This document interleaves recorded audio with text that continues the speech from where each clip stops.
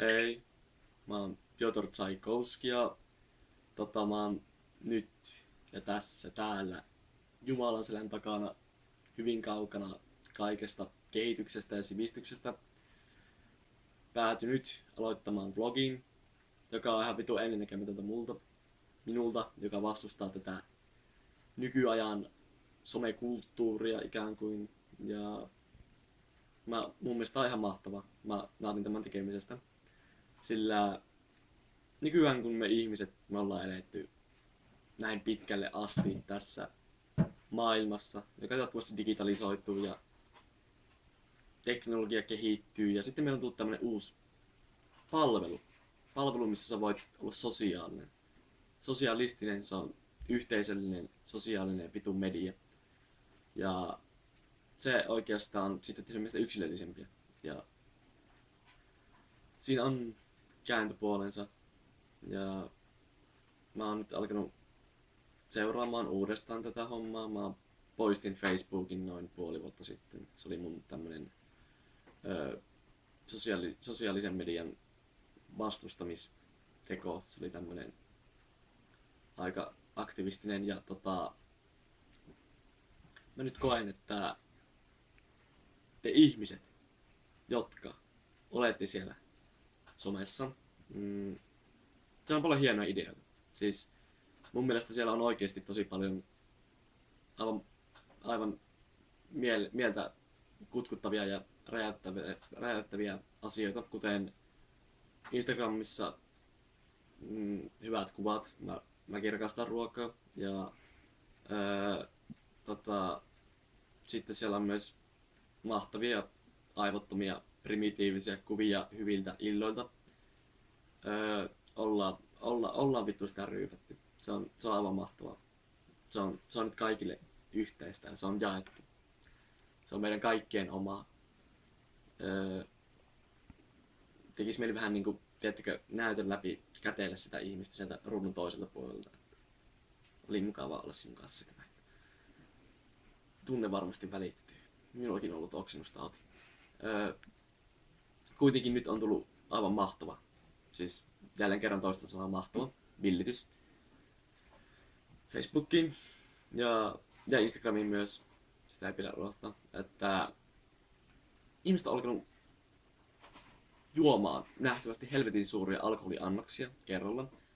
Ja mä en tiedä mitä mä ajattelin siitä. Siis ekaksi mä ajattelin, että miten niin pyhimyksiä ne ihmiset on, kun ne tekee niin. Siis mun mielestä se on rikasta. Mun mielestä se rikastuttaa ihmistä, että saat jakaa maksimaalisen nopean alkoholin käytön kaikille yhteiseksi. Mä hiljattain luin netistä uutisen, missä joku nimeltä mainitsematon rugbyn pelaaja oli juonut tuopillisen giniä.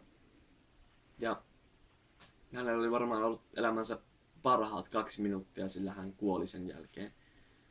Ja mä en tiedä, mun mielestä tuohon meidän kaikkien pitäisi pyrkiä. Että mikä tarkoitus meillä on? Mun mielestä meidän kaikki pitäisi vaan poistaa nopeasti tältä maapallolta alkoholin kautta. Ja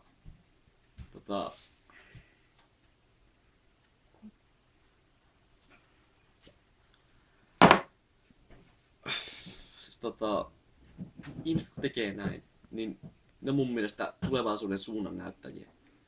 Niillä avaimet tulevaan, koska ne antaa elämälle tarkoituksen. Ne antaa oikeasti elämälle tarkoituksen.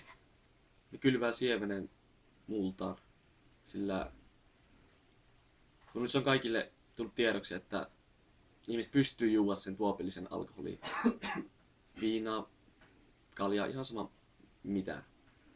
Mutta siis mun mielestä me ollaan menty pitkälle, me ollaan kehitetty ja me tulee jatkuvasti kehittymään.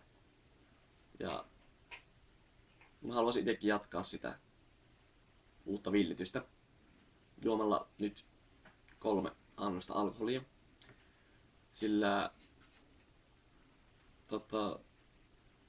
mun mielestä maailma tarvitsee meitä. meidänlaisia ihmisiä. Ja nyt mä voisin vähän juoda.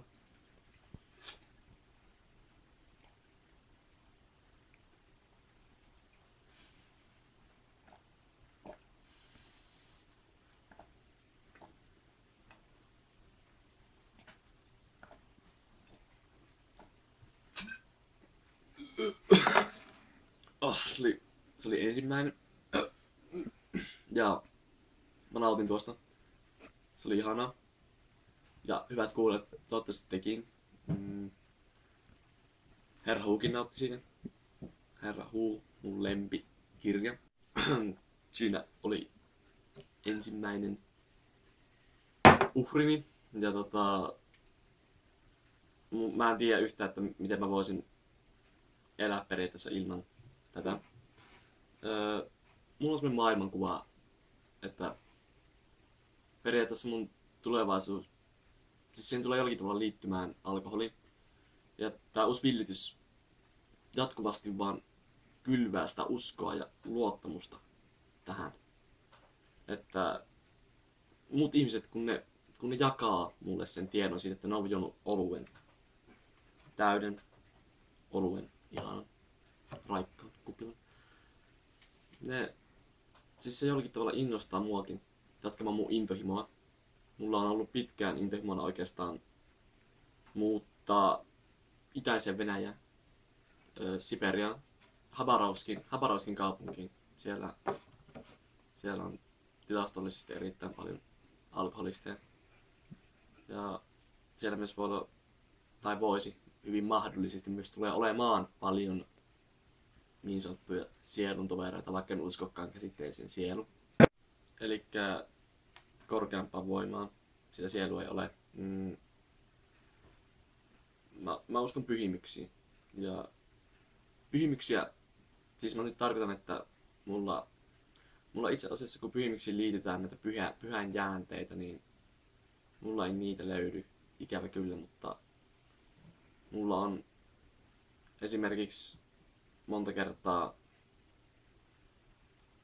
mun vaatteilla ollut tällaisia pyhimysjäänteitä mun kavereista. Mun päälle on oksennettu. Ja se on ikään kuin polttomerkki mulle. Ja se on joka kerta koskettavaa, sillä mä tuon osaksi sitä suurta pyhää voimaa. Ja tosiaan nyt kun palataan takaisin tähän, että mä haluan sinne Habarovskiin asumaan, viettämään loppuelämääni, niin siis siihen tulee tosi vahvasti liittymään tämmönen, miten se sanoisi, bordelli, alkoholi, meren tuuli. Kun oot Darrassa, oot kumonnut 5 pulloa stolisnajaa edellisiltana, niiden ihanien annosten jälkeen voit kävellä krapulaisena siellä itäisellä merenrannalla Natasan kanssa. Natasaan, jonka olet ehkä saattanut ostaa. Tai sitten hän on saattanut rakastua sinuun, koska sinulla on, tai sinä tulet maasta, jossa on parempi elintaso. No, rakkaus on suhteellista, mä en nyt tässä halua puhua siitä, mutta silti nämä unelmat Habarovskissa on sinällään merkittäviä. Ja sillä mä haluan kuulla venäläiseen kulttuuriin. Mä ajattelin, että mun pojan nimeksi voisi tulla Viktor. Ja mä aion pakottaa Viktorin tekemään Facebookin heti kun se täyttää 5 vuotta. Miksi 5 vuotta? Se on optimaalinen ikä. Mä uskon, että 5-vuotiaat pystyy laittamaan tarpeeksi hyviä ajatuksia sinne näkyville koko yhteisölle. Ja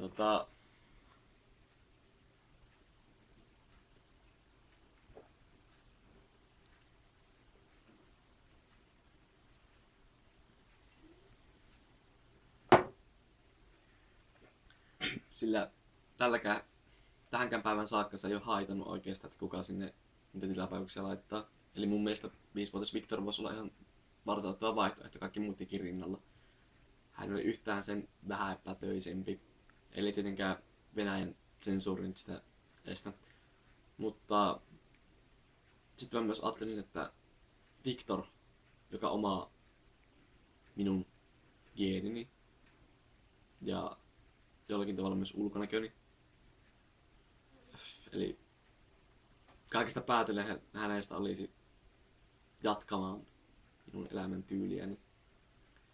Ja mä uskon, että Viktor menee vielä pidemmälle kuin minä. Että Viktorilla olisi mahdollisuuksia mennä vaikka, jos ei Hollywood, niin Bollywood. Viktor voisi muuttaa maailmaa. Viktor voisi muuttaa maailmaa. Mullakin oli palo silmissä joskus. Palo tähän maailmaan. Mä tunnin olevani osa yhteiskuntaa. Mutta nyt mä oon jollakin tavalla syrjässä siinä. Ja se sinällään sopii mulle. Mä oon tälläkin hetkellä kaukana asutuskeskuksista ja mä oon täällä metsän siimiksessä yksin omien ajatusteni kanssa. Ja mulla on kypsynyt pitkään juurikin se, että ihmisten kanssa fyysisesti kanssaolo, että olet oikeasti läsnä paikalla, on perseestä. Sillä se on tosi raskasta jatkuvasti puhua ihmisten kanssa, vaihtaa niiden kanssa mielipiteitä. Sillä niiden mielipiteet on perseestä. No nyt tästä olisi helposti nyt siirtyä siihen johtopäätökseen, että no mä oon sitten tosi aktiivinen vuorostani sosiaalisessa mediassa, koska mä en ole fyysisesti niin aktiivinen. Mutta sekä ei sinällään, siis se on kaukana totuudesta. Mulla on täällä oma imperiumi, valtakunta.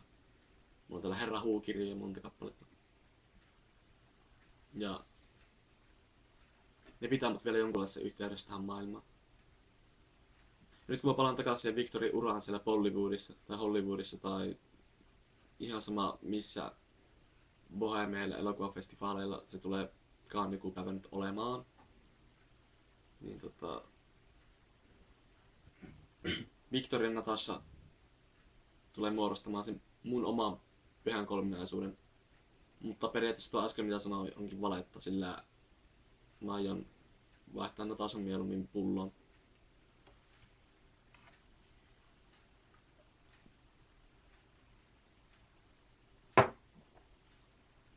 Lapsi tarvii isää ja viinaa.